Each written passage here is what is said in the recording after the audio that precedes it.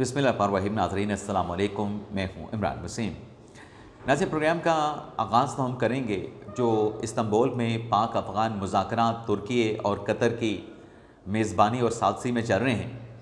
इन मुज़ाकरात में डेडलॉक क्यों आया है, पाकिस्तान के मुतालबात पर अफ़गानिस्तान ने क्या मुतालबा रखा है, और इन मुज़ाकरात में आखिर ऐसी क्या वजह बनी कि पाकिस्तान के डेलीगेशन को इन मुज़ाकरात से वाकआउट करना पड़ा। और आज मुज़ाकरात का जो तीसरा दिन है, तीसरा जो दौर होने जा रहा है, उसमें क्या कोई बड़ी डेवलपमेंट की तवक्को है। इन तफसीलात से अपने प्रोग्राम का आगाज़ करेंगे और इसके बाद हमारे वीडियो लॉग की जो दीगर अहम खबरें हैं फिर उनकी तफसीलात आपकी खिदमत में पेश करेंगे। वैसे अफ़गानिस्तान की जानिब से जो पाकिस्तान का एक ही मुतालबा है कि अफ़गान तालिबान रजीम जो है, जो तहरीक तालिबान पाकिस्तान के BLA के और इस नोयत की जो दीगर तंजीमें हैं जो पाकिस्तान में आके दहशतगर्दी की कार्रवाइयाँ करते हैं और इन कार्रवाइयों में अफ़गान सरज़मीन, अफ़गान सॉइल का इस्तेमाल होता है, तो इनके ख़िलाफ़ अफ़गान तालिबान रजीम जो है वो कार्रवाई करे, इनके महफूज ठिकानों को ख़त्म किया जाए। अब तालिबान का जो डेलीगेशन इन मुज़ाकरात के प्रोसेस में शरीक है, उनकी तरफ से ज़बानी यकीन दहानी करवाई गई है कतर को, तुर्की को और पाकिस्तान को कि अपने दहशतगर्दों के ख़िलाफ़ जो है तालिबान रजीम जो है कार्रवाई के लिए मुकम्मल तावन करेगा। लेकिन पाकिस्तान ने इन मुज़ाकरात में ये वाज़े कर दिया है तीनों फ़रीक़ैन पे, अफ़गान डेलीगेशन पर, तुर्की पर और कतर पे, कि तहरीरी मुआहदा होना चाहिए। ज़ुबानी जो बातें अफ़गान डेलीगेशन यहाँ पे कर रहा है, इससे पहले दोहा मुआहदा भी हुआ था, उसमें भी ये बात हुई थी, ये बात तय की गई थी कि अफ़गानिस्तान अपनी सरज़मीन को दहशतगर्दी के लिए इस्तेमाल होने से रोकेगा। उस तहरीरी डॉक्यूमेंट्स की मौजूदगी में अफ़गानिस्तान ने अपनी यकीन दहानी पे, अपनी ज़ुबान के ऊपर अमल दरामद नहीं किया। तो उस ज़ुबानी जो बात यहाँ पे अफ़गान डेलीगेशन कर रहा है, उसको कैसे एक्सेप्ट किया जा सकता है। ये मुआहदा भी तहरीरी होना चाहिए, और मुआहदा ना सिर्फ तहरीरी हो बल्कि काबिल तस्दीक शुदा एक मेकनिज़म भी बनाया जाना चाहिए जिसमें तस्दीक हो सके कि अफ़गान तालिबान रजीम जो है, जो दहशतगर्दों के ठिकाने हैं, उनके ख़िलाफ़ कार्रवाई के लिए उनके ख़िलाफ़ मौसर कार्रवाई कर रहा है, उनके ख़िलाफ़ पाकिस्तान के साथ तावन कर रहा है। और दूसरी तरफ से नाज़रीन, जो अफ़गान डेलीगेशन है, उनकी तरफ से दो मुतालबात इन मुज़ाकरात में रखे गए हैं। एक मुतालबा ये रखा गया है कि अफ़गान तालिबान हुकूमत को एक्सेप्ट करे पाकिस्तान, और दूसरा मुतालबा ये रखा गया है कि इन जो तंजीमें हैं दहशतगर्दों की, इनको किसी और जगह पर मुंतकिल करने के लिए,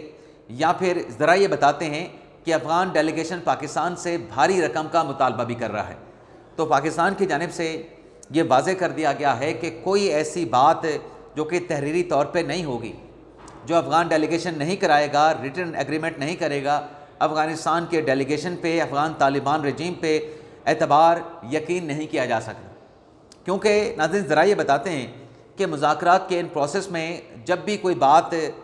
आगे बढ़ती थी तो तालिबान डेलीगेशन जो है या तो काबिल से रब्ता करता था या फिर कंधार से रब्ता करता था, जिससे ये बात आया हुई कि तालिबान में भी डिवीजन मौजूद है, तालिबान रजीम में भी इख्तलाफात मौजूद हैं। तो जब ये देखा गया कि तालिबान जो हैं वो तहरीरी तौर पे मुआहदा करने के लिए तैयार नहीं, जो दहशतगर्दों के ठिकाने हैं उनके ख़िलाफ़ कार्रवाई करने के लिए, कोऑपरेट करने के लिए तैयार नहीं, तो पाकिस्तान ने आखिरी जो अल्टीमेटम है वो दे दिया है कि अफ़गान डेलीगेशन को अपने अंदर मुस्बत रवैया लाना होगा, और ये जो बातें यहाँ पे हो रही हैं इसे तहरीरी सूरत में उतारना होगा, तहरीरी तौर पे लिखना पड़ेगा, अदरवाइज़ इन मुज़ाकरात का कोई फ़ायदा नहीं है। तो आज इन मुज़ाकरात का तीसरा दिन है, तो देखते हैं कि वहाँ कोई पॉजिटिव डेवलपमेंट होती है या फिर मुज़ाकरात जो कि ऑलरेडी डेडलॉक का शिकार हो चुके हैं, डेडलॉक पर ही मुज़ाकरात का इख्तिताम होता है। और अगर नाज़रीन डेडलॉक पे मुज़ाकरात का इख्तिताम होता है तो फिर वो जो तिजारती गुज़रगाहें हैं, जहाँ पर तिजारती सामान से लदे ट्रक्स खड़े हैं, ट्रॉलर खड़े हैं, और अफ़गान ताजरों का अपनी तालिबान हुकूमत पे एक दबाव मौजूद है कि तिजारती गुज़रगाहें खुलवाई जाएं ताकि बॉर्डर्स पे खड़ा जो सामान है वो ख़राब ना हो जाए, तो ये दबाव जो है वो तालिबान रजीम पे मज़ीद बढ़ेगा। तो देखते हैं आज इस्तांबुल से इन मुज़ाकरात के सिलसिले में क्या डेवलपमेंट, क्या ख़बर सामने आती है। अब आ जाते हैं सुप्रीम कोर्ट की बात कर लेते हैं। नाज़रीन, आज अदालत उज़्मा के 5 रुकनी आइनी बेंच में जो उमर अय्यूब साहब और शिबली फराज साहब की जो अपीलें थी, उन अपीलों को जब कॉल किया गया, यानी जब केस कॉल किया गया, तो अदालत की तरफ से पहला सवाल ये पूछा गया कि क्या जो पेशावर हाई कोर्ट ने प्रोटेक्टिव बेल दी थी उमर अय्यूब साहब को, शिबली फराज साहब को, क्या हिफाजती ज़मानत मिलने के बाद इन दोनों PTI के रहनुमाओं ने मुतलका अदालतों पे सरेंडर कर दिया है, अपनी गिरफ्तारी दे दी है। जिस पर नाजरीन PTI के जो वकील थे बैरिस्टर गौहर अली खान साहब, जो कि तहरीक इंसाफ के चेयरमैन भी हैं, उनकी तरफ से जवाब दिया गया कि अदालत के सामने जो मामला है, गिरफ्तारियाँ उमर अय्यूब और शिबली फराज ने नहीं दी हैं, लेकिन उन्होंने अदालत के सामने नुक्ता ये रखा, दलील ये रखी कि अदालत के सामने जो केस है वो फौजदारी नौयत का नहीं है। अदालत के सामने जो सवाल है वो सिविल नौयत का है कि आया कि जो इलेक्शन कमीशन ने नोटिफिकेशन जारी करके 9 मई के ATC अदालत के फैसले के बाद इनको डी-सीट कर दिया, और उसके बाद जो स्पीकर साहब ने और चेयरमैन सेनेट साहब ने नए अपोजिशन लीडर की तैनाती का प्रोसेस दोनों ऐवानों में शुरू कर दिया, क्या वो प्रोसेस शुरू हो सकता था? अदालत ने कहा चलें ठीक है, आप अपनी जो दरख्वास्तें हैं, जो सिविल नौयत की आप सवाल की बात करें, उस पर दलाइल का आगाज़ करें। लेकिन अदालत ने यह वाज़ेह किया कि आपको जो हिफाजती ज़मानत दी गई थी वो इसलिए दी गई थी कि आप अदालत के सामने सरेंडर करें। तो जब अदालत ने उनके सामने ये सारी चीज़ें रखी, तो बैरिस्टर गौहर साहब ने कहा कि वो कुछ अपीलें जो हैं वो वापस लेना चाहते हैं। अदालत ने पूछा कौन सी अपीलें आपने वापस लेनी है, तो बैरिस्टर गौहर साहब ने कहा कि जो उमर अय्यूब साहब की अपील है इलेक्शन कमीशन के नोटिफिकेशन के ख़िलाफ़, जिसमें उनको डी-सीट किया गया, और जो स्पीकर का नोटिफिकेशन सर्कुलर है जिसमें नए अपोजिशन लीडर की तैनाती का प्रोसेस शुरू किया गया, इन दोनों मामलात पे जो हमने अपीलें दायर की हैं उमर अय्यूब साहब की, ये अपीलें हम वापस लेते हैं। फिर बारी शिबली फराज साहब की आ जाती है। बैरिस्टर गौहर साहब ने कहा कि जो सेनेट में नए अपोजिशन लीडर की तैनाती का प्रोसेस है, उसमें जो चेयरमैन सेनेट ने नोटिफिकेशन जारी किया था, उसके खिलाफ जो अपील है वो हम वापस ले रहे हैं। लेकिन जो इलेक्शन कमीशन ने शिबली फराज को सेनेट के रुकने से डी-सीट किया है, उसके खिलाफ जो है हम अपनी अपील को परसू करेंगे, उस पर हम जो है प्रेस करेंगे, यानी दलाइल देंगे, उस केस को हम लड़ेंगे। तो जिस पे अदालत ने कहा कि ठीक है, अगर आपने शिबली फराज साहब की एक ही अपील चलानी है तो उस पर हम नोटिस कर देते हैं। लेकिन बैरिस्टर गौहर साहब ये कह रहे थे कि चूँकि सेनेट का जो इलेक्शन है वो 30 अक्टूबर को होने जा रहा है,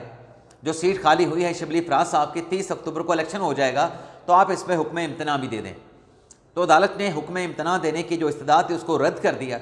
कि हुक्म इम्तना तो नहीं दे सकते, लेकिन अगर 30 अक्टूबर को इलेक्शन हो रहा है तो इस केस की जो समाअत है उसे हम 29 अक्टूबर को रख लेते हैं।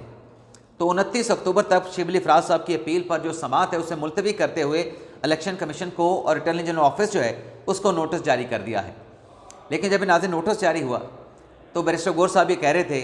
कि उमर अय्यूब साहब की अपील तो हमने इलेक्शन कमीशन के डी-सीटिंग के फैसले के खिलाफ उमर अय्यूब साहब की अपील वापस ले ली है, अब शिबली फराज साहब की अपील पे नोटिस हो गया है।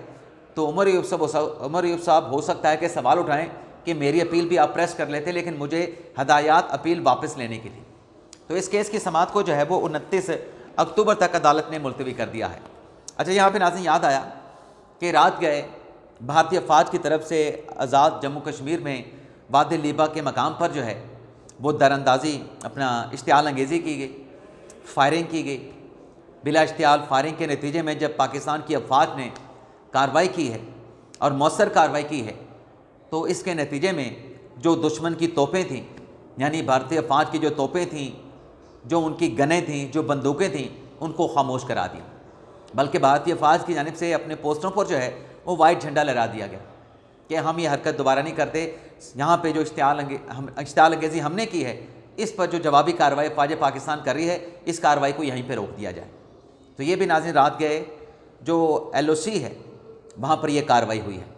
अब नाज़रीन प्रोग्राम की दीगर जो ख़बरें हैं उनकी तफसीलात की जानिब आते हैं। सबसे पहले तो नाज़रीन आप ये देखें, सुहेल अफरीदी साहब जिन्होंने ये कहा था कि वो वज़ीर आला बनने के बाद प्रोटोकॉल नहीं लेंगे,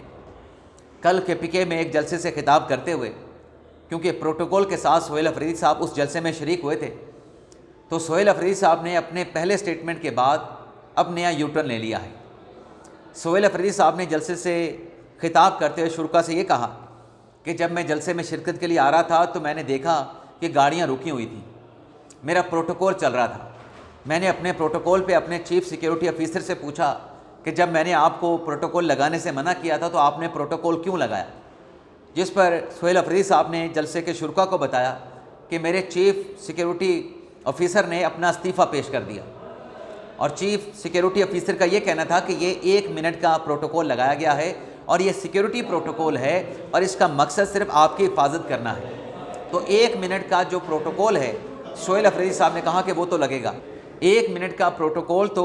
चीफ सिक्योरिटी ऑफिसर के बताते हैं कि ये लाजमी लगेगा, और इस पर मैं आइंदा भी, क्योंकि जब भी मुझे कहीं पे आना जाना होगा ये प्रोटोकॉल 1 मिनट का होगा मेरी नकलो हरकत के लिए, तो इस पर मैं अपने अवाम की जो परेशानी होगी उस पर मैं अपनी आवाम से माफ़ी मांगता हूँ। अब नाज़रीन, जब आप सिस्टम से बाहर होते हैं ना, तब आप यही दावे करते हैं। ये खान साहब भी दावे करते थे कि वो फ्रांस का जो प्राइम मिनिस्टर है, फ़लाँ मुल्क का जो प्राइम मिनिस्टर है, जो सदर है, वो साइकिल पे वज़ीर आज़म हाउस से आता है। तो खान साहब जब वज़ीर आज़म बने थे तो बनी गाला से वज़ीर आज़म हाउस जो है वो हेलीकॉप्टर पे आया करते थे। और खान साहब की तरह शोएल अफरीदी साहब भी दावा करते थे कि प्रोटोकॉल नहीं लूँगा, प्रोटोकॉल से इनकार कर दिया था, लेकिन अब प्रोटोकॉल को जस्टिफाई भी कर रहे हैं कि 1 मिनट का प्रोटोकॉल जो है वो लाजमी है, तो इसके लिए मैं आपसे माफ़ी मांगता हूँ। यानी शर्मिंदगी नहीं, शर्मिंदगी पे माफ़ी भी मांग रहे थे, लेकिन प्रोटोकॉल को अब जस्टिफाई कर रहे थे। अब नाज़रीन आते हैं अपनी अगली ख़बर पे। अगली ख़बर नाज़रीन है कि